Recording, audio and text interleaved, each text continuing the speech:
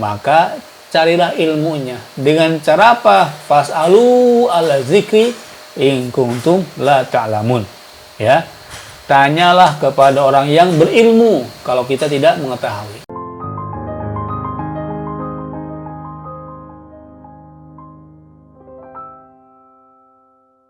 Ya, ada yang bertanya kepada kami, ya kan, Pak Ustadz, gimana caranya supaya tetap berkah berlimpah di masa pandemi seperti ini? Masya Allah, ya. Jangan kemana-mana, ikuti terus channel ini, akan dapatkan tips supaya hidup berkah di masa pandemi.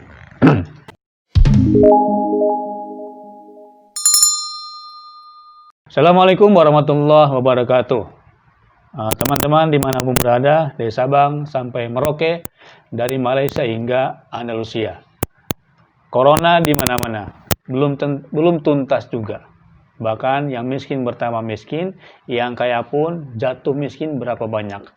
Kemudian masuk pertanyaan, gimana nih Pak Ustadz, biar keluarga tetap sehat, tetap berkah, tetap terjamin.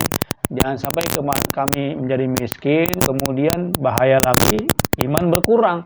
Karena ceramah kurang, kemudian ke masjid pun masih ada yang takut-takut. Maka yang pertama adalah yakinkan kepada Allah Subhanahu wa Ta'ala hati kita, bahwasanya sebelum corona Allah Maha Kaya.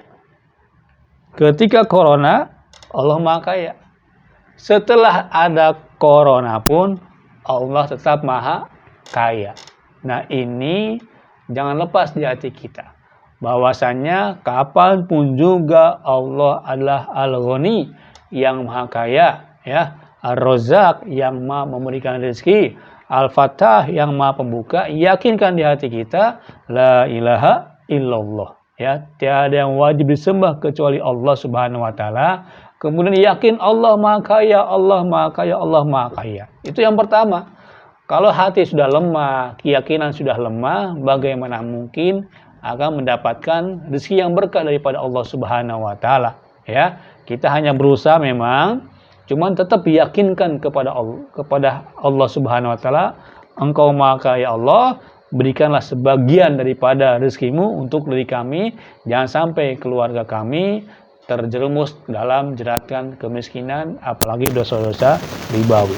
Yang pertama. Yang kedua, tetaplah jalankan sunnah Nabi. Dalam hal ini, ya, perbanyak sholat sunnah, qobliyah, ba'diyah, kemudian duhanya, tetap jangan sampai ditinggalkan. Duha terutama buat para pengusaha adalah amalan rutin yang perlu kita laksanakan, minimal 2 rakaat sebagai sedekah daripada 360 sendi Allah berikan kepada kita. Bisa bergerak leher, menengok kiri, nengok kanan, pundak, ya, kemudian tangan, berapa ruas sendi ini, ya, maka tak sanggup kita bersyukur kepada Allah Subhanahu wa Ta'ala. Berapa harganya ketika encok, berapa biaya kalau kita sakit pinggang, berapa biaya kalau kita keselewat, Masya Allah. Maka dengan 2 rakaat sholat duha itu minimal bersyukur kepada Allah Subhanahu wa Ta'ala atas nikmatnya sendi-sendi tubuh kita. Afdolnya 4 rakaat, bagus lagi 8 rakaat. Yang bisa 12 rakaat, Masya Allah. Ada sunnah pula yang Nabi lakukan, apa? Berdagang, ya. 90% pintu rezeki lewat perdagangan. Dan saat ini potensi besar. Manfaatkan pekarangan rumahnya, manfaatkan tempat-tempat yang ada untuk berdagang. Yang bisa tanam cabai sendiri. Kemudian tanam kangkung sendiri. Nah, yang ada ember sekarang sudah bisa budidaya ikan dalam ember, ya kan? Kalaupun kita tak bisa beli, ya bibitnya hanya beberapa ratus rupiah ya per ekor, pelihara sendiri itu lelenya, boleh ikan nilanya, boleh ikan guramenya, ya. Nunggu 2 bulan 3 bulan, alhamdulillah, ya.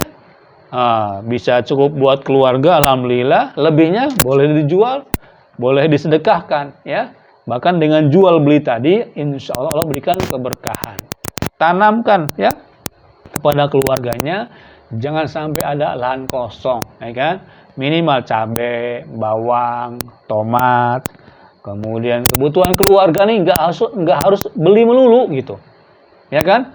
Ini Masya Allah kita lihat zaman baheula di mana kakek kita lahannya luas, kemudian ada kebunnya, ada kolam ikan, ada pelihara ayam, pelihara kambing, ada cabai, ada sayuran, cukup di situ. Kita Masya Allah ya udah rumah sempit, lahan tak ada, kemudian malas pula nanam pelihara sendiri, maka khawatir akan semakin miskin. Saya ulangi lagi ya, manfaatkan lahan yang ada, tanamlah tumbuh-tumbuhan, sayur-sayuran, peliharalah ikan, belilah bibit ayam, luangkan tempat yang ada ya. Bahkan dengan satu ember bisa 60-80 ikan. Kemudian dengan lahan 1 meter 2 meter bisa sekian tanaman sayuran. Mungkin bayam 15 hari, kangkung berapa hari, mungkin tanam jagung, singkong berapa bulan. Manfaatkan lahan masing-masing, perkuat ekonomi keluarga. Kemudian yang penting lagi adalah ilmu. Ya. Al-ilmu nurun al-jahlu zolamun. Ilmu itu cahaya, bodoh itu kegelapan. Maka carilah ilmunya. Dengan cara apa? Fas'alu ala zikri in kuntum la ta'lamun. Ya. Tanyalah kepada orang yang berilmu kalau kita tidak mengetahui. Nah, ketika kita mau coba tanam lele, pelihara lele sendiri di rumah, itu ada ilmunya. Nggak sembarangan, ya kan? Ketika mau coba belajar pelihara ikan gurame, ilmunya beda. Walaupun sama-sama ikan, ilmunya beda. Kalau sendirian belajarnya, ya siaplah mati itu ikan. Siaplah bangkrut. Tanyalah kepada pakarnya. Tanya kepada orang yang sudah sukses di bidang perikanan tadi. Ya, karena ilmu itu cahaya. Akan terang kita kalau dapatkan ilmunya. Walaupun ilmu sebatas pembibitan lele. Kalau kita menguasainya, insya Allah akan terselamat daripada kegelapan. Apa kegelapannya? Ya kalau sedang ngurus lele, gelapannya ya mati tadilah. Nilainya mati lah, guramenya mati. Nah ini pun harus kita pelajari. Bapak Ibu dimanapun Anda berada, khususnya teman-teman saya di Facebook, di YouTube, di WhatsApp, di Instagram, ya kan? Setelah kita yakin kepada Allah, kemudian ikut sunnah Nabi, kemudian juga datangkan ilmunya, jangan lupa untuk lisan senantiasa berzikir kepada Allah Subhanahu wa taala. Ya. Selepas subuh jangan tidur, woi. Ya. Billy, ada kawan di sini, habis subuh jangan tidur. Mahasiswa, bapak-bapak, ibu rumah tangga, habis subuh jangan tidur. Siapa yang habis subuh tidur, maka rezekinya dipatok ayam. Nah, bahaya nih. Mungkin gara-gara ini selama ini rezekinya sempit. Kenapa? Tidur mulu habis subuh, ya. Jangan tidur habis subuh. Berzikirlah kepada Allah Subhanahu wa taala. Wasabbihuhu bukratan wa asila. Bertasbihlah kepada Allah setiap pagi dan petang. Selepas subuh jangan tidur, ya. Al-Qur'an 1 juz itu bisa. Dengerin ceramah, berzikir kepada Allah. Subhanallah, walhamdulillah, la ilaha illallah, Allahu akbar. Itu dapat ratusan kali habis subuh. La haula wala quwata illa billahil aliyil azim. Itu pun banyak padilahnya. Bersolawat kepada Nabi. Allahumma sholli ala Sayyidina Muhammad wa ala ali Sayyidina Muhammad. Bisa ratusan kali selepas subuh, ya kan? Sebagai cinta kita kepada beliau. Kemudian minta syafaat nanti di yaumil qiyamah. Tidak ada syafaat yang lebih afdol dibandingkan daripada syafaatnya Nabi. Itu ketika ba'da subuh. Dan perbanyaklah istighfar. Faqultu astaghfiru rabbakum innahu kana ghaffara. Beristighfarlah kamu kepada Allah. Allah Maha Pengampun, ya. Akan dicurahkan rezeki hujan yang bercurah-curah, akan diberikan anak yang banyak, akan diberikan harta yang banyak dengan memperbanyak istighfar. Istighfar di lisan, istighfar di hati, istighfar pula di amal perbuatan. Ini yang susah. Karena manusia banyak dosa, termasuk diri saya. Maka, yuk tutup dosa-dosanya semoga tertutup pula ya, rugi, bangkrut dan sebagainya. Boleh jadi rezeki yang sempit selama ini gara-gara dosa-dosa yang belum terampuni. Oke, teman-teman semua dari Sabang sampai Merauke, dari Malaysia hingga Andalusia, ember kalau bocor diisi air 1 liter nggak ada bekasnya, embernya bocor. Diisi air pun 1 ember penuh, lama kelamaan habis pula.